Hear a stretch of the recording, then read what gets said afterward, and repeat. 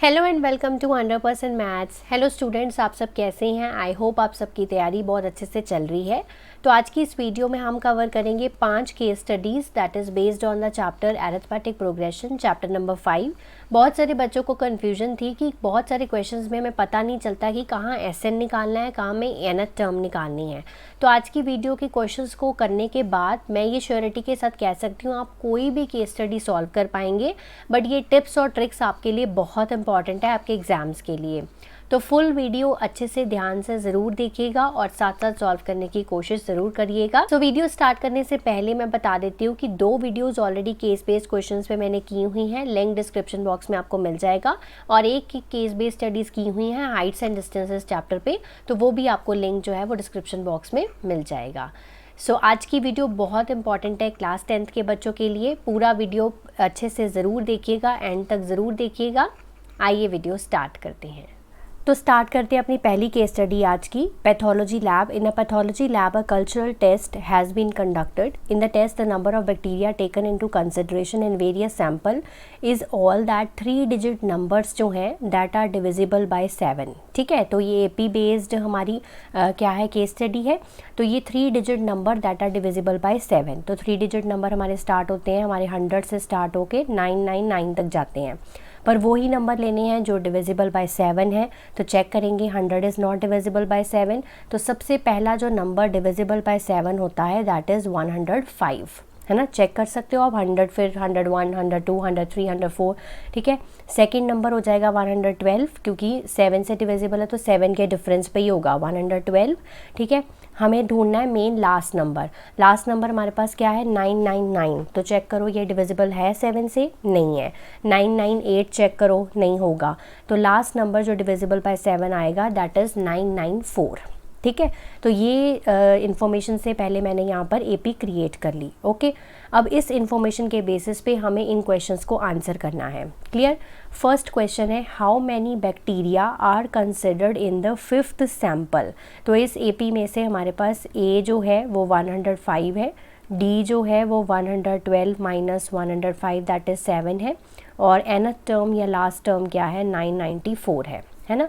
अब उसने कहा 5th सैम्पल में, यानी कि 5th टर्म निकालने के लिए बोला है, यानी कि A5 को कैसे लिखते हैं A + 4D।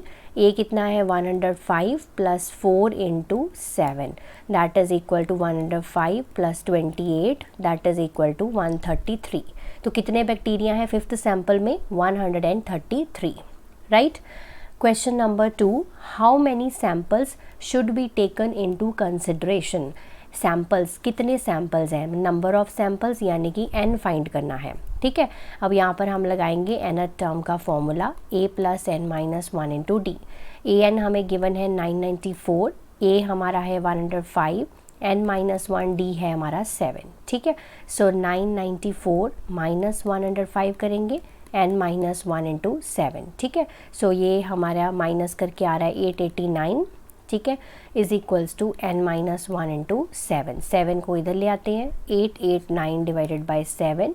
ठीक है, डिवाइड करेंगे तो 7 1 सा 7। ठीक है, कितना बचा 18। ठीक है, सो 2 ज़ा 14, 49, सो 127 आ गया, इज़ इक्वल्स टू n - 1। इस 1 को हम इधर ले आते हैं, सो n आ गया हमारा 128, यानी कि 128 samples should be taken into consideration. Clear. So next है हमारा third part, find the total number of bacteria in the first 10 samples. ठीक है, तो पहले 10 सैम्पल्स में कितने टोटल नंबर ऑफ बैक्टीरिया हैं, यानी कि हमें इस क्वेश्चन के लिए क्या निकालना है S10 निकालना है। ठीक है, S10 निकालना है तो हम क्या करेंगे, यहाँ पर Sn का फॉर्मूला लगाएंगे n/2। ठीक है, 2A + n - 1 × D, है ना, ये वाला फॉर्मूला लगाएंगे। तो S10 हमें कैलकुलेट करना है। ए और डी की वैल्यू हमारे पास ऑलरेडी है, ए हमारा है 105 और हमारे पास n - 1 यानी कि 10 - 1, और डी है हमारे पास 7। ठीक है, 5 यहाँ पर आ गया हमारे पास 210 और 9 7 सा 63। ठीक है, तो इसको हम ऐड करेंगे, सो दिस इज़ 273। ठीक है, और 5 से मल्टीप्लाई करने पे आएगा 1365। ठीक है, 1365। यहाँ पर ज़्यादातर बच्चे क्या करेंगे, ये वाला फॉर्मूला भी लगाने की कोशिश करेंगे। ए प्लस एल वाला, है ना, क्योंकि हमें पता है कि लास्ट टर्म हमारी पता है। पर ध्यान रखना है यहाँ पर जो एल की वैल्यू है वो 994 अगर आप पुट करोगे ना तो आंसर गलत आएगा। वो क्यों, वो भी मैं बता देती हूँ। क्योंकि हमारे पास टोटल नंबर ऑफ़ सैम्पल्स कितने हैं 128, बट उसने तो सिर्फ 10 सैम्पल्स का ही पूछा है। तो अगर ये आप ये वाला फॉर्मूला लगाना चाह रहे हो ना तो इससे पहले आपको A10 मतलब 10th टर्म निकालनी पड़ेगी, A प्लस 9D, ठीक है। अगर आप ऐसे निकाल रहे हो तो पहले आप ये 10th टर्म निकाल के वो उसकी लास्ट टर्म बनेगी, ठीक है, वो वाली वैल्यू जो है वो आप यहाँ पर पुट करोगे, ठीक है, तो आंसर आएगा। आपको मैं निकाल कर बता देती हूँ, ठीक है। A प्लस 9D यानी कि 105 प्लस 9 इंटू 7, ठीक है, दैट इज़ इक्वल टू 168, ठीक है। अगर अब आप 10/2 A की वैल्यू 105 है और 168 पुट कर रहे हो ना, सो 5 इंटू 273, ठीक है, अब आएगा 1365, ठीक है। अगर आप L की वैल्यू यहाँ पर 994 पुट करोगे तो आंसर क्या आ जाएगा, गलत हो जाएगा, ठीक है। सो बेटर इज़ अगर इस तरह का कोई क्वेश्चन हो तो आप हमेशा ये वाला फॉर्मूला ही अप्लाई करो, ठीक है। Don't try to put the last term. Clear. Next question number 4th part इसका, how many bacteria are there in 7th sample from the last, ठीक है। लास्ट जब भी हमें टर्म एंड से करना होता है तो मैंने आपको बताया था L minus n minus 1 into D वाला फॉर्मूला लगा लो, ठीक है। अब L क्या है 994 है क्योंकि लास्ट से निकालना है, कितने सैम्पल से 7 से, 7 माइनस 1, और D कितना है हमारा 7, ठीक है। सो 994, 6 7 42, ठीक है, माइनस करेंगे, सो this is 952। Clear. Last question, the number of bacteria in the 50th sample, ठीक है। तो 50th सैम्पल में हमें बताना है कि कितने बैक्टीरिया हैं, तो A50 निकालेंगे 50th सैम्पल में, सिर्फ टोटल 50 सैम्पल्स तक नहीं, 50th सैम्पल में सिर्फ बताना है। सो A plus 49D 105 plus 49 into 7, so 105, 49 into 7 होते हैं 343, सो ऐड करेंगे इक्वल्स टू 448, ठीक है। सो ये है number of bacteria in the 50th sample. अब ध्यान रखिए यहाँ पर बोला था फर्स्ट 10 सैम्पल्स में निकालो तो सम निकालना पड़ा, यहाँ सिर्फ पूछा 50th सैम्पल में, तो 50th सैम्पल मतलब AN निकालना है, ठीक है। इसमें ज़्यादातर बच्चे कंफ्यूज होते हैं। अगर ये कॉन्सेप्ट आपका क्लियर है ना तो AP की कोई भी केस स्टडी आप सॉल्व कर सकते हो। Case study number 2, shoe shop. Meena's mother start a new shoe shop. To display the shoes, she put 3 pair of shoes in the first row. ठीक है, तो पहली रो में 3 shoes रख रही है वो 3 pair of shoes, 5 pairs in second row, ठीक है, and the 7 pairs in third row। तो ये बन गई हमारी AP इस क्वेश्चन की, ठीक है। इसके बेसिस पे अब हम क्वेश्चंस को सॉल्व करेंगे। तो मतलब यहाँ पर A जो है वो 3 है और जो D है वो 2 है ना। Okay. On the basis of above information, answer the following question. If she puts a total of 120 pair of shoes, तो what is this 120? टोटल है ये, ठीक है। टोटल मतलब S है, ठीक है। सो SN जो है वो यहाँ पर कितना है 120 है। अब हमें AP से A3 था और D क्या है 2 है।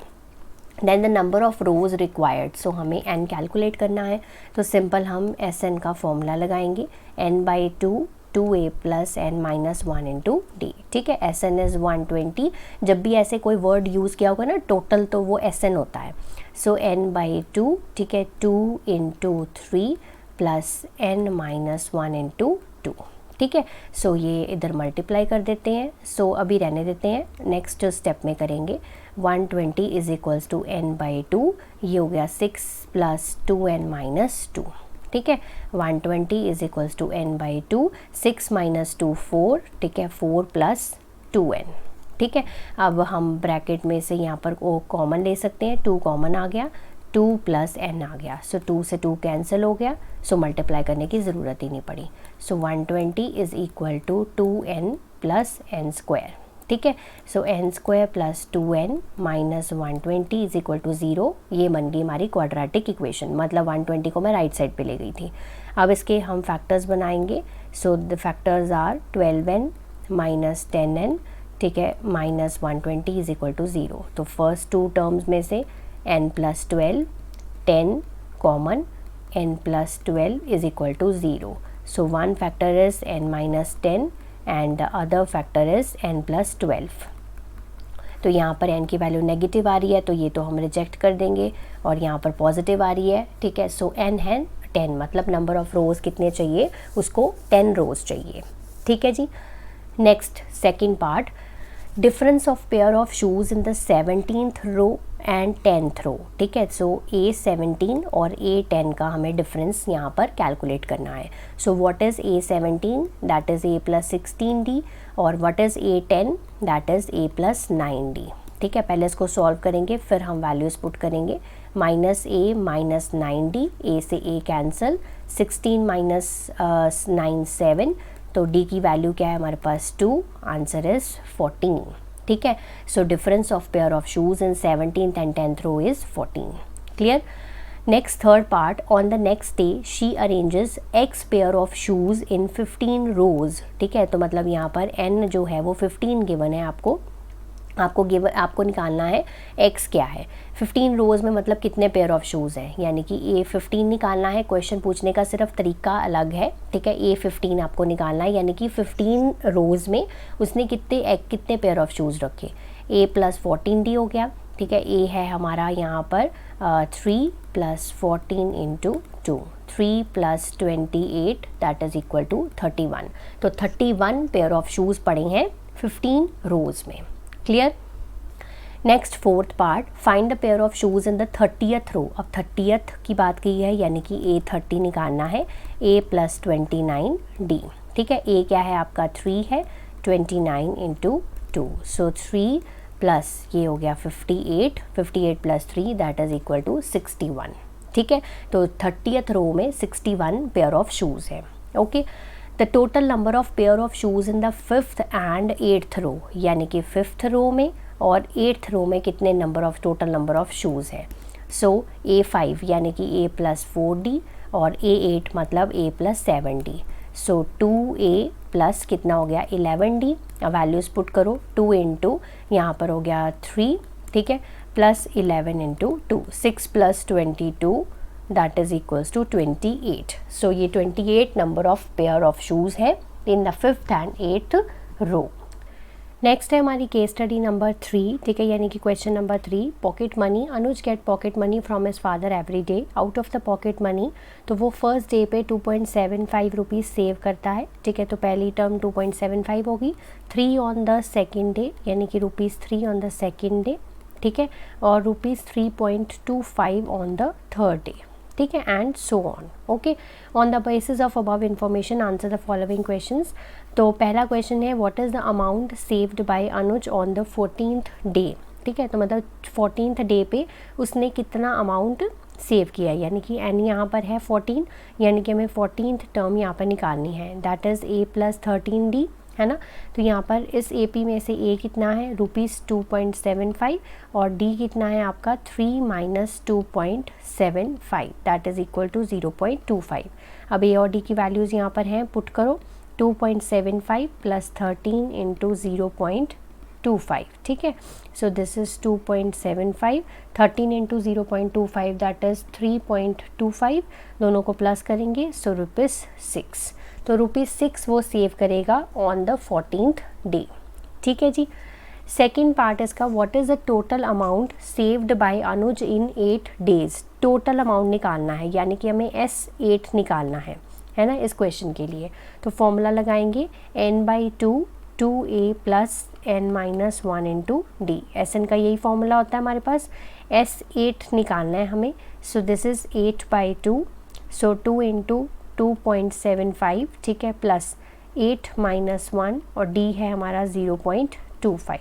ठीक है, 8/2 हो गया 4, 2 × 2.75 that is 5.5, 7 × 0.25 that is equal to 1.75। ठीक है, 1.75 + 5.5 ये हो जाएगा 7.25।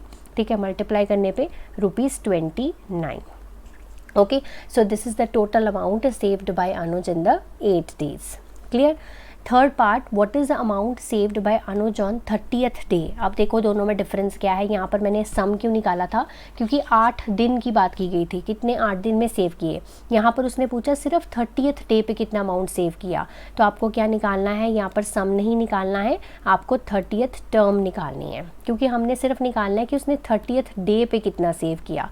That is equal to A + 29D। So this is 2.75, 29 into 0.25। और मुझे लगता है कि इन क्वेश्चंस को करने के बाद आपके कॉन्सेप्ट भी क्लियर हो जाएंगे कि कहाँ पर आपको सम निकालना है और कहाँ पर आपको क्या निकालना है, हमारी टर्म निकालनी है। So 2.75 plus 7.25 that is equals to ₹10। Okay, then fourth part, what is the total amount saved by him in the month of June? अब जून में कितने डेज होते हैं हमारे पास? 30 डेज होते हैं, है ना। If he start saving from 1 जून, तो टोटल अमाउंट निकालना है, यानी कि हमें SN वाला फॉर्मूला लगाना है। n/2 किसी पर्टिकुलर डे पे नहीं ना निकालना है, हमें टोटल मंथ ऑफ जून में जितने डेज हैं उतने का निकालना है। सो S30 करेंगे क्योंकि n हमारे पास क्या है? 30 है। सो 30/2, 2 इंटू 2.75, ठीक है, 30 माइनस 1, और ये आ गया D 0.25, ठीक है। 30/2 15 हो गया, 2.75 इंटू 2 दैट इज़ 5.5, एंड ये हो जाएगा 29 इंटू 0.25, ठीक है। सो 15 इंटू 5.5, 29 इंटू 0.25, ये हो जाएगा हमारे पास 7.25, ठीक है। So this is equal to 15 into 12.75, ठीक है, 12.75, और ये मल्टीप्लाई करके आएगा 191.25, ठीक है। ये टोटल अमाउंट सेव्ड होगा in the month of June. Clear? Next fifth part, last part इस क्वेश्चन का, ऑन विच डे, ठीक है, हमें बताना है किस दिन पे he saves 10 times as much as is saved on day 1, ठीक है, कि डे 1 पे जितना उसे सेव किया उससे 10 टाइम ज़्यादा वो सेव करे, और वो किस दिन पे होगा, ठीक है। सो हम मान लेते हैं कि लेट ऑन nth डे, ठीक है, कि ये पर्टिकुलर डे है, 3rd डे, 4th डे, हमें नहीं पता कौन सा डे है। Let on nth day he saves 10 times as he saved on day 1, right. Let on nth day, ठीक है। सो अब यहाँ पर an जो हो जाएगा, nth डे पे क्या होगा? nth डे क्या होता है? an होती है, 10 टाइम्स सेव करे। 10 टाइम्स मतलब जैसे डे 1 पे अगर उसने a सेव करा, ठीक है, तो 10 टाइम्स मतलब nth डे पे 10 इंटू a हो गया, यही हो गया हमारे पास। तो a की वैल्यू हमारे पास है दैट इज़ इक्वल्स टू 2.75, तो ये हो गया 227.5, यानी इसकी nth टर्म जो आई है वो कितनी आई है? 27.5। इसको मैं रिपीट कर रही हूँ, क्या बोला मैंने? लेट ऑन nth डे कि वो सेव कर रहा है 10 times as he saved on day 1। तो लेट अस सपोज करते हैं कि डे 1 पे उसने a सेव करा है, ठीक है, तो nth डे पे कितना करेगा? 10a की वैल्यू है ऑलरेडी, तो 27.5 इसकी nth टर्म आ गई। अब nth टर्म क्या होती है?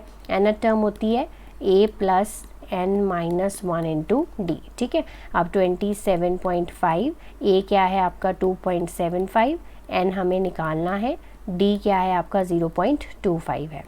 सो 27.5 माइनस 2.75, n-1 इंटू 0.25, इन दोनों को माइनस करेंगे, it is equal to 24.75 equals to n-1 0.25, ठीक है। डिवाइड कर दो, 24.75 डिवाइडेड बाई 0.25, n-1, ठीक है।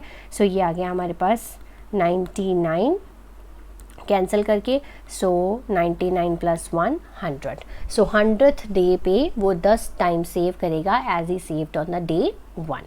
Next is question number 4, fourth case study, board game. Board game में number of seashells in various cells form an AP. In AP the number of seashells in the 3rd and 11th cell together.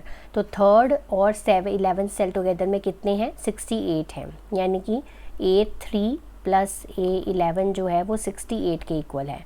And number of shells in 11th cell मतलब A11 is का मतलब is equal to 24 मोर मतलब 24 plus that of 3rd cell मतलब A3, ठीक है, यही हो गया।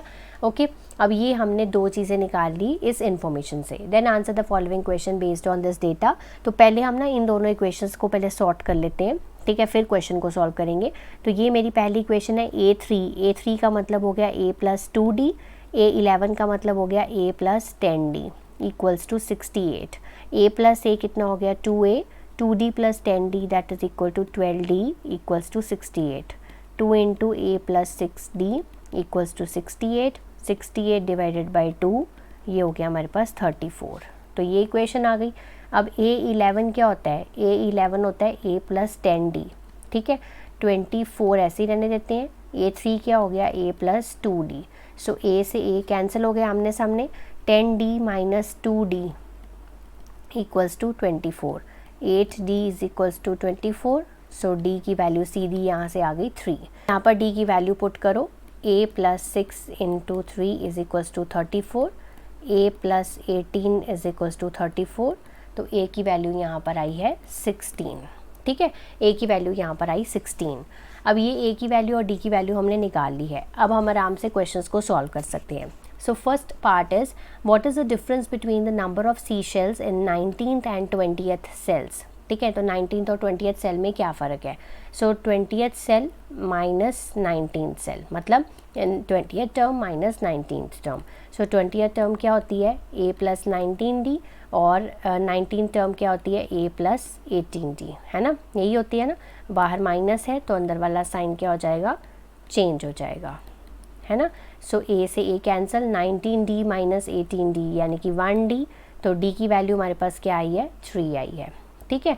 सो देयरफॉर जो डिफरेंस है between the number of sea shells in the 19th and 20th cell is 3। Clear. Second part, how many sea shells are there in the first cell. तो कितनी सी शेल्स है फर्स्ट सेल में, यानी कि हमें A की value चाहिए। A की वैल्यू हमने ऑलरेडी निकाल ली हुई है, दैट इज़ 16, ठीक है। अगर आप इसको पहले नहीं सॉल्व करेंगे तो आप पार्ट्स में सॉल्व कर लेंगे। मैंने पहले ही सॉल्व कर लिया था, तो आप डायरेक्टली यहाँ पर आंसर को लिख सकते हैं A = 16, ठीक है। अगर वहाँ नहीं सॉल्व करो तो यहाँ पर सॉल्व कर लेना। Then third part, total sea shells are there in, how many total sea shells are there in the first 13 cells. अब टोटल सी शेल्स की बात की गई, यानी कि S13 आपको निकालना है, ठीक है। n/2 वाला फॉर्मूला लगाओ। 13/2, 2 × 16, ठीक है, क्योंकि A की वैल्यू 16 है। 13 - 1 और D की वैल्यू हमारे पास है यहाँ पर 3, ठीक है। सो दिस इज़ 13/2, 32, 13 - 1 12, 12 × 3 36, ठीक है। सो 13/2 68, सो 34 पे कट हो जाएगा। So this is equals to 442, 13 × 34, ठीक है जी। तो इतनी नंबर ऑफ सी शेल्स है फर्स्ट 13 सेल्स में। Next fourth part, all together how many sea shells are there in the first 5 cells. तो पहले 5 सेल्स की बात की गई है। सो S5 निकालेंगे। 5/2, 2 × 16 प्लस 5 × 1, 5 - 1 × 3, ठीक है। So this is 5/2, 2 × 16 32, 5 - 1 4, 4 × 3 12। So this is equal to 5/2, तो ये आ गया 44, 22 पे कट हो गया। सो 110, ठीक है। 110 सी शेल्स हैं फर्स्ट 5 सेल्स में। Last part is what is the sum of number of sea shells in the 7th and 9th cell. तो 7th सेल मतलब A7 और 9th सेल मतलब 9th टर्म, है ना। टोटल सम करना है इन दोनों का। सो this is A + 6D, A + 8D, 2A + 14D। अब A और D की वैल्यूज़ पुट कर दो। 2 × 16 प्लस 14 × 3, ठीक है। ये हो गया 2 × 16 32, 14 × 3 42, दैट इज़ इक्वल टू 74, ठीक है। तो 74 नंबर ऑफ सी शेल्स हैं 7th और 9th सेल में टुगेदर, ठीक है। देन फिफ्थ केस स्टडी पे मूव करते हैं, ठीक है। Question number 5, treasure hunt game. While playing a treasure hunt game, some clues are hidden in the various spots, collectively form an AP, और nth term आपको given है already, that is 20 + 4n। अब nth term given है तो A और D तो हम निकाल ही सकते हैं। सबसे पहले A1 निकालते हैं, n की वैल्यू 1 पुट करके, ठीक है। 20 + 4 × 1 दैट इज़ इक्वल्स टू 24, और n is equals to 2, A2 is equals to 20 + 4 × 2 28, ठीक है। 24, 28 एंड सो ऑन, है ना। ये हमारी फर्स्ट आ गई, हमारी first term and second term, जहाँ से A जो है वो 24 है और D क्या है आपका 4, second term minus first term. इतनी इन्फॉर्मेशन से मैंने ये चीज़ें निकाल ली। फर्स्ट क्वेश्चन है इसका, which number is on the first spot, ठीक है। तो पहले स्पॉट पे देखो कौन सा नंबर है, कौन सा नंबर आया 24। सो फर्स्ट स्पॉट पे कौन सा नंबर है 24, तो आंसर इज़ 24। यहाँ पर आपने ये n इज इक्वल्स टू 1 जो मैंने वहाँ पर लिखा है ना, A1 निकाल कर बताना है। 20 + 4 × 1 इज इक्वल टू 24। ठीक है। Next question, which number is on n-2th spot. आपकी जो nth टर्म है, यहाँ आप इसको लिख सकते हो an जो है वो हमें गिवन है 20 + 4n। आपने n-2th स्पॉट पे निकालना है, तो n की जगह पे n-2 पुट कर लेते हैं। n-2 हो गया 20 + 4 × n-2, 20 + 4n - 8, 20 - 8 हो गया 12। ठीक है, 12 + 4n, तो ये है n-2th स्पॉट पे नंबर। ठीक है, आगे सॉल्व नहीं करना। Which number is on the 34th spot. आपको an जो गिवन है वो 20 + 4n है, आपको 34th यानी कि ये 34 निकालना है। 20 + 4 × 34, 20 + 4 × 34 हो गया 136, टोटल करेंगे 156। ठीक है। Next 4th part, what is the sum of all the numbers on the first 10 spots. Sum निकालना है। ठीक है, S10 हम निकालेंगे। सो दिस इज़ 10/2, 2 × a का मतलब है यहाँ पर 24। ठीक है, और 10 - 1 और d है हमारा 4, है ना, निकाला था हमने। सो 10/2 5 हो गया, दिस इज़ 48, 9 × 4 36। ठीक है, सो दिस इज़ 5, 14 एंड ये हो गया हमारे पास 84। ठीक है, सो 84 × 5 दैट इज़ इक्वल टू 420। ठीक है। Then 5th part, last part, which spot is numbered as 116। तो कौन सा जो स्पॉट है, यानी कि हमें n निकालना है, इसमें हमें nth जो टर्म है वो 116 गिवन है। सो फॉर्मूला लगाएंगे a + n - 1 × d। an क्या है 116, a क्या है आपके पास 24, n हमें निकालना है, d हमारे पास 4 है। 116 - 24 n - 1 × 4। सो ये हो गया हमारे पास 116 - 10 में से 2 गए 82 हो गया। ठीक है, सॉरी 92 बचा है ना। सो 92 और ये डिवाइड कर दूंगी 4 के साथ, n - 1। So this is 4 2s are 8 and 4 3s are, then n - 1 उधर चला जाएगा, 24 इज इक्वल्स टू n। तो n आ गया यहाँ पर 24। ठीक है, सो 116 जो है वो उसका 24 स्पॉट है, मतलब spot which spot is number as 116 that is 24। Clear. So I hope इन क्वेश्चंस की हेल्प से आप लोगों को समझ आ गया होगा कहाँ SN निकालना है और कहाँ nth टर्म निकालनी है। ठीक है, इसी तरह के क्वेश्चंस आप लोगों को एग्जाम्स में पूछे जाएंगे। नेक्स्ट मिलूंगी नेक्स्ट वीडियो के साथ, तब तक आप इसको प्रैक्टिस करिए, रिवाइज करिए। Have a nice day to all of you.